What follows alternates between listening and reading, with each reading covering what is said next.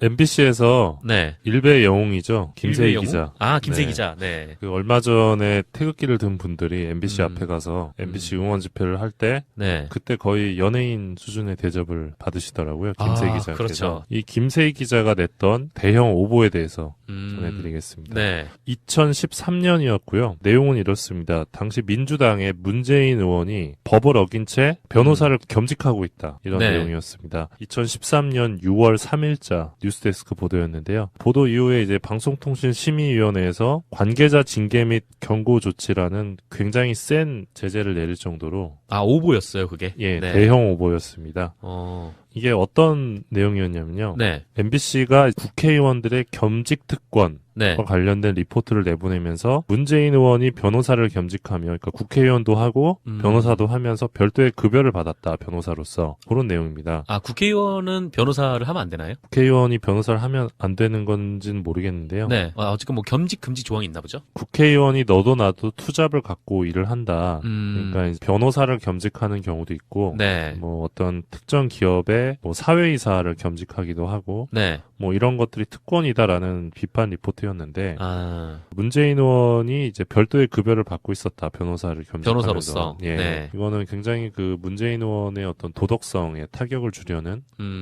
그런 의도였죠. 하지만 이게 오보였다. 예, 바로 다음 날에 문재인 의원 쪽에서 네. 보도자료를 내고 반박을 했는데 이 19대 국회가 개원한 뒤에 네. 이 변호사 겸직을 하지 않기로 하고 지난해 6월 20일자로 부산지방변호사회에 변호사 휴업 증명원을 제출한 바 있다. 그럼 서류도 있네요. 예, 이에 따라 세비 이외의 급여를 받은 적이 없다. 그래서 변호사를 겸직하며 급여를 받았다고 보도한 내용은 네. 사실과 다르다라고 했고요. 그래서 이제 MBC는 중징계를 받게 됐습니다. 방송통신심의위원회로부터. 네. 네. 사실 오보로 굉장히 문재인 의원이 피해를 본 셈이죠. 그런 셈이죠. 사실 이 부분은 좀 어처구니 없기도 한데 네. 리포트가 나가기 전에 문재인 의원실에 한 번만 확인을 했더라면 그렇죠. 바로 잡을 수 있는 오보였는데 한 번도 확인을 안 했다고 볼 수밖에 없는 거죠. 이 부분. 아니 팩스만 믿고 오보전의 언론사가. 네. 그래서 이 부분과 관련해서 심의위에서도 이 MBC가 중징계를 여러 번 받았는데도 네. 간단하게 확인할 수 있는 내용조차 오보를 내는 건 굉장히 심각한 문제다 이렇게 지적을 했는데 왜 그러냐면 의도가 있다 뭐 이런 거. 예, 이게 2013년 6월 보도였는데 네. 그 전에였던 2012년 말에 이제 안철수 논문 표절로. 네. 네. 이것도 그 오보로 드러났었거든요. MBC에서 했던 건데. 예. 네네. 그리고 이 무렵에 이제 뭐 MBC가 신경민 의원과 관련해가지고 뭐 신경민 막말 보도도 냈었는데 그것도 오보로 나와서 이제 손해배상 물어주고. 맞아요. 사실 MBC가 좀 문제가 많았는데. 유독 특히 이제 야권 인사들과 관련해서. 예. 근데 이번 경우는 정말 빼박이었던 거죠. 예. 증거 서류가 있으니까. 네, 전 한 번만 해봤으면 되는데. 네. 그 좀 이해할 수 없는 리포트였고. 네. 이 리포트를 방송에 김세희가. 내보냈던 사람이 네. 김세희 기자였습니다.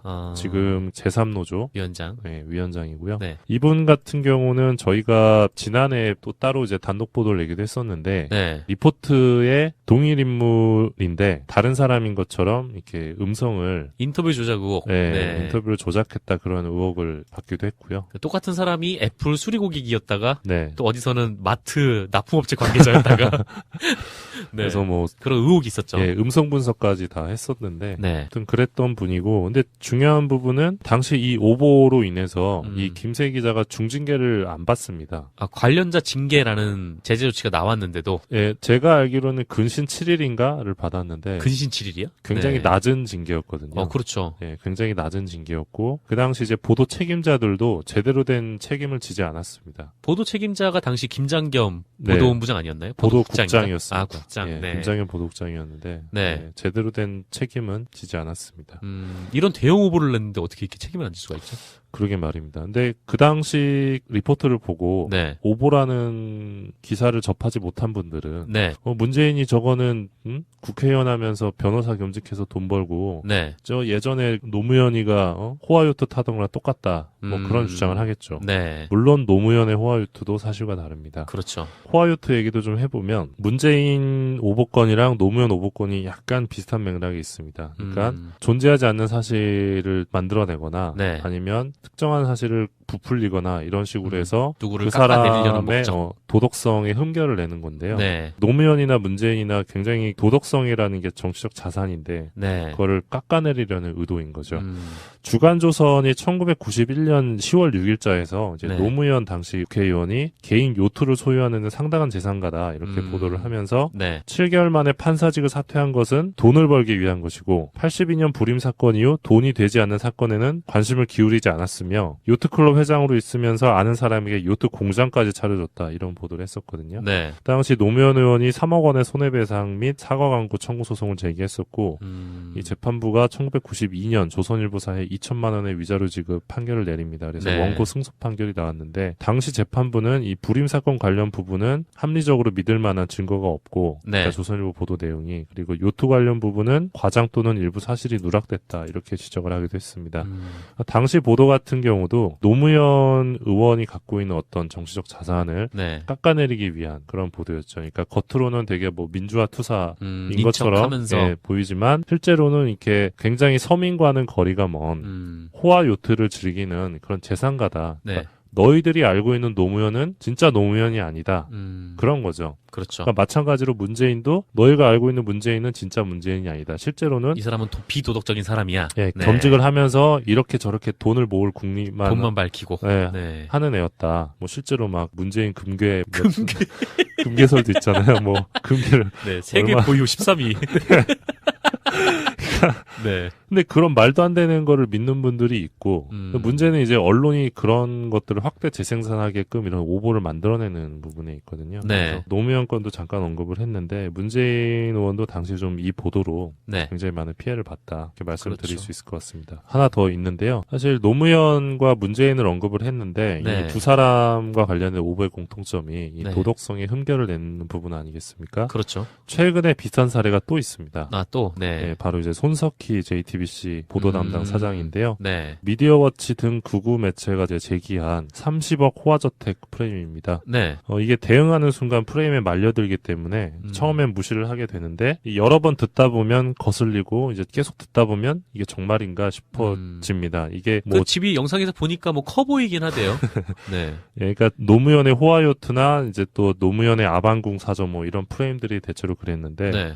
이 손석희 호화저택 프레임 같은 경우는 2003년에 구입한 대지 130여 평의 서울 종로구 평창동 단독주택 가격이 30억이다. 네. 그리고 손석희는 지금까지 서민 코스프레를 했다. 이런 주장이 주요한 내용인데요. 직접 한번 찾아가 봤습니다. 아, 그래요. 네. 찾아가 봤는데 일단 30억은 아닙니다. 네, 30억은 아니고요. 당시 2003년의 매매가는 훨씬 적습니다. 네, 정확한 금액을 알고 있는데 말씀드리진 않겠습니다. 네, 뭐 굳이 만약에 30억이라고 해도 뭐 자기 돈으로 산 거면은 뭐 그렇게 큰 문제가 되나 네, 싶기도 문제가 하고. 안 되죠, 당연히. 네. 문제가 안 되고 사실 이곳 같은 경우는 2000년대 중반부터 인근에 화랑이 많이 들어서면서 집값이 크게 올랐다라는 부동산 중개업자의 이야기도 들을 수 있었고요. 네. 그리고 제가 JTBC 손석희 사장 부근을 취재한 결과 네. 손석희 사장이 이 주택을 매입할 때 이거를 그냥 매입한 게 아니라 경매로 나온 집을 왜 웃으세요? 네? 아, 디테일에서. 아, 예. 이제 강제 경매가 진행되던 도중에 네. 매매가 이루어졌어요. 그래서 그 실제 그 당시 시세보다 네. 매매가가 낮았을 겁니다. 네, 그리고 또 취재를 좀 해보니까 2003년에 손석희 사장이 당시 MBC 아나운서실 차장이었는데 네. 그때 퇴직금 중간 정산을 해요. 아, 이 집을 뭐 구입하려고 하셨나 보구나. 예, 그랬을 네. 걸로 추정이 되는데 2003년이면 이제 1984년 입사니까 딱 근속 20년이었거든요. 그래서 20년 근속을 하면 MBC에서 퇴직금이 얼마가 나오는지 한번 알아봤습니다. 네. 그랬더니 한 2억 정도 나온다고. 음. 예, 그래서 퇴직금 중간 정산을 하고 네. 목동에 있던 34평, 미디어워치에서는 27평이라고 했는데 34평입니다. 네. 이 34평 집을 팔아서 그거를 합쳐서 이 평창동에 이제 경매로 나온 집을 네. 산 것으로. 예, 그리고 이 집은 36년이 된 집이에요. 그래서 이 집에 다녀온 분을 또 취재를 해봤습니다. 그 정찬영 교통방송 대표가 아, 원래 맞아, 맞아. MBC 네. 손석희 시선집중 PD였는데 PD였죠. 네.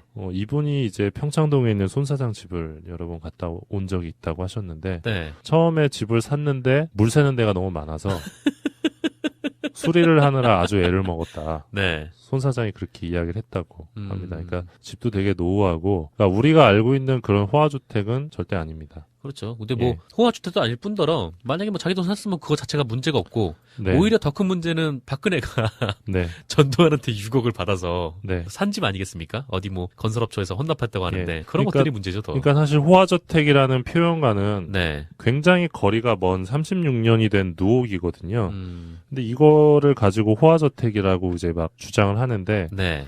그러니까 아마 손석희 사장 측에서는 여기에 대해서 일일이 반박을 하는 것 자체가 오히려 아, 그렇죠. 그쪽 프레임에 반박하실 말려드는 거기 때문에 필요가 없는 거죠. 그건.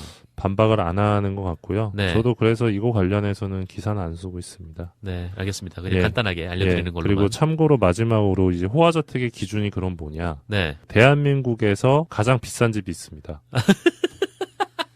나 어딘지 알 것 같아. 2012년 기준 공시가격 129억 원이고요. 네. 서울 동작구 흑석동. 그 야산이 집안에 있는 거기 얘기하는 거 아닙니까, 거기? 네, 맞습니다. 네. 바로 방상훈 조선일보 사장의 주택인데요. 아마 사드 포대도 들어갈 수 있을 거예요. 그 정도. 정말 엄청나게 큰 집인데 네. 하나 여담을 말씀드리면 방상훈 사장 집 안에서 네. 교통사고가 난 적이 한 번 있습니다. 집이 너무 커서 아, 집 안에서 네. 차 사고가 난 적이 한 번 인터체인지 있는 거 아니야? 지금. 이게 뭐 다 그. 그러니까 이제 변호사를 겸직하는 경우도 있고 네. 뭐 어떤 특정 기업의 뭐 사회이사를 겸직하기도 하고 네. 뭐 이런 것들이 특권이다라는 비판 리포트였는데 아, 문재인 의원이 이제 별도의 급여를 받고 있었다. 변호사를 겸직하면서. 변호사로서. 예. 네. 이거는 굉장히 그 문재인 의원의 어떤 도덕성에 타격을 주려는 그런 의도였죠. 하지만 이게 오보였다. 예. 바로 다음 날에 문재인 의원 쪽에서 네. 보도자료를 내고 반박을 했는데 이 19대 국회가 개원한 뒤에 네. 이 변호사 겸직을 하지 않기로 하고 지난해 6월 20일자로 부산지방변호사회에 변호사 휴업 증명원을 제출한 바 있다. 아, 그럼 서류도 있네요. 예, 이에 따라 세비 이외의 급여를 받은 적이 없다.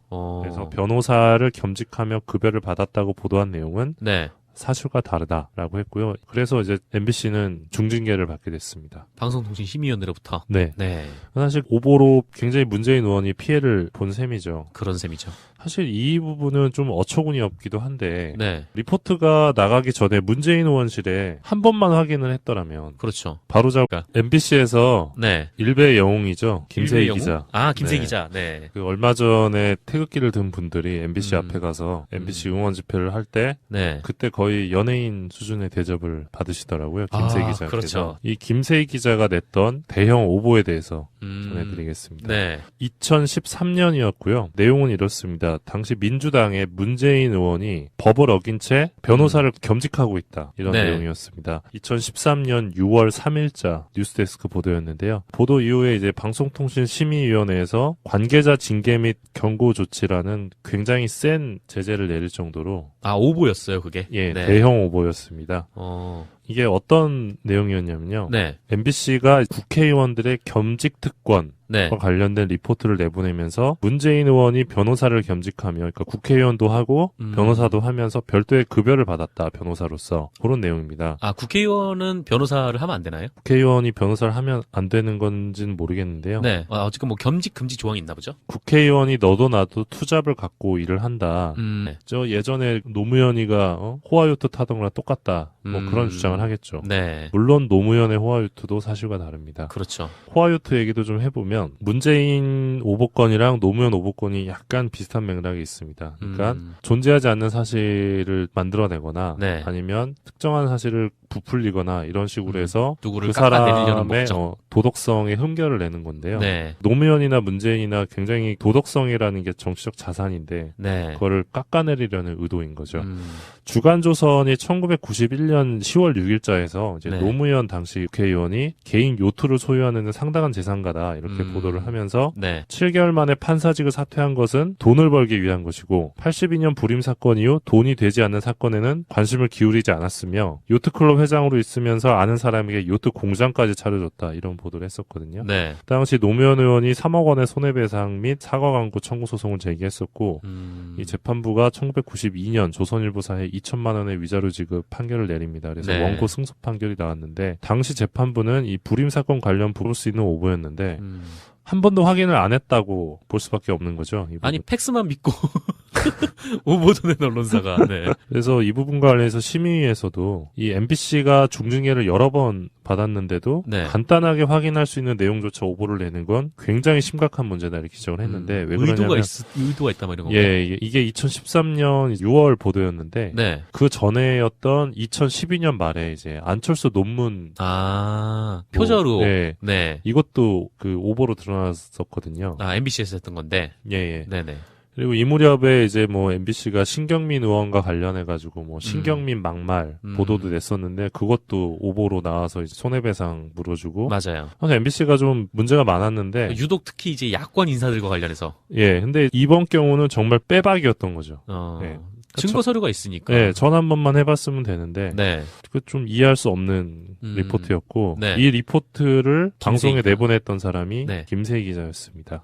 지금 제3노조 위원장. 네, 위원장이고요. 네. 이분 같은 경우는 저희가 지난해 또 따로 이제 단독 보도를 내기도 했었는데. 네. 리포트의 동일 인물인데 다른 사람인 것처럼 이렇게 음성을 인터뷰 조작 의혹. 네, 인터뷰를 조작했다 그런 의혹을 받기도 했고요. 똑같은 사람이 애플 수리고객이었다가 네. 또 어디서는 마트 납품업체 관계자였다가 네. 그래서 뭐 그런 의혹이 있었죠. 예, 음성 분석까지 다 했었는데 네. 아무튼 그랬던 분이고 근데 중요한 부분은 당시 이 오보로 인해서 이 김세희 기자가 중징계를 안 받습니다. 관련자 징계라는 제재 조치가 나왔는데도 예, 제가 알기로는 근신 7일인가를 받았는데 근신 7일이요? 굉장히 네. 낮은 징계였거든요. 그렇죠. 예, 굉장히 낮은 징계였고 그 당시 이제 보도 책임자들도 제대로 된 책임을 지지 않았습니다. 보도 책임자가 당시 김장겸 네. 보도본부장 아니었나요? 보도국장이었습니다. 국장. 예, 네. 김장현 보도국장이었는데 네. 예, 제대로 된 책임은 지지 않았습니다.